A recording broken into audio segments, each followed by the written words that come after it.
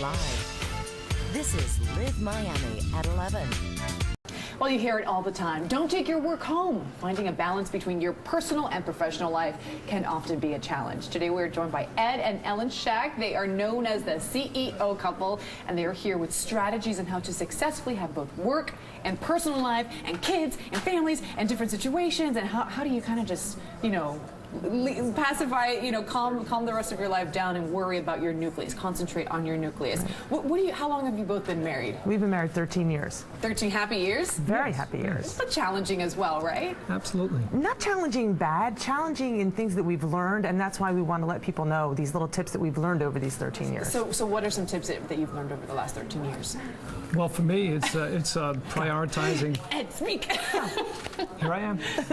Well, for me, it's prioritizing my life. The most important thing in my life is Ellen, and the next most important thing in my life are our kids and then myself. So when we keep those things in priority, we tend to really get along very well, and it passes off to the children also. He always has something really good to say. That's why I was like, you go first. But I think that's so important. And you are both entrepreneurs. You both have your own separate businesses on your own. You have 3 kids.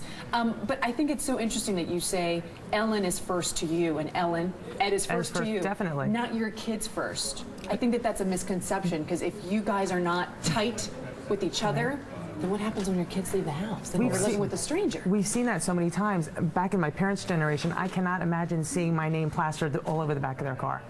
You know, that to me is you're putting a lot into the kids, and then when they go off onto their own lives, which they should, you think, gosh, what do I do now? Who are you? Yeah, so it's important to work on that. Have a date night, right? Dialogue daily is important as well. Have a conversation with your spouse, right? And you guys travel, sharing your story and how to keep marriages strong. You're motivational speakers.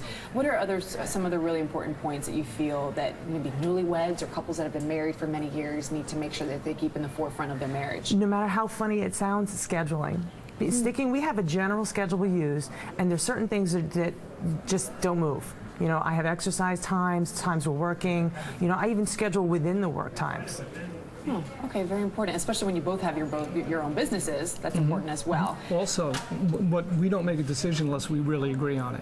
When we both agree on a situation, whether it's a yes and yes, we do it. If it's a no, we don't do it. If it's a yes and no, we sit on it and we keep talking about it till either it's a no for both of us or a yes. A yes, so no. we make sure we stay unified when we make big decisions. And if it's a yes, no, rock, paper, scissors, what do you do? We don't do anything. We kind of wait until we decide both yes or no. Right. It's funny, we've also come up with a little funny thing that come up with a dollar amount, no matter what it is. Come up with a dollar amount that you can spend whatever up to that without talking to your spouse. Once you go past that, then you need to ask them. Have a conversation. Finances is because that's usually something that's kind of touchy. It's touchy, and it's one of the number one reasons in this country for divorce, finances and monetary issues. Real quickly, what about for families who have a divorce, who have an ex-spouse in their lives, and now they start this new family? They might have children from that previous marriage. How do you deal with that? Well, we are a blended family, and we made the decision long ago, even though we had some experts at the time when we were first starting out saying,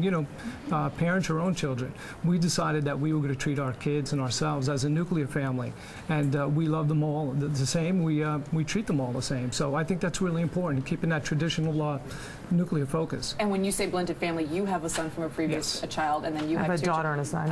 Okay, so and in a family picture, you would never know whose child because of where they're standing, whose arm is around to, and we think that is such an accomplishment. Very important. Love each other and love yourselves as well. Thank you so much for your time today. Thank you. Well, if you are finally ready to have it all and be happy at home and work, you can visit ceocouple.com for more tips. Thanks so much for being here, guys. Kelly, over to you.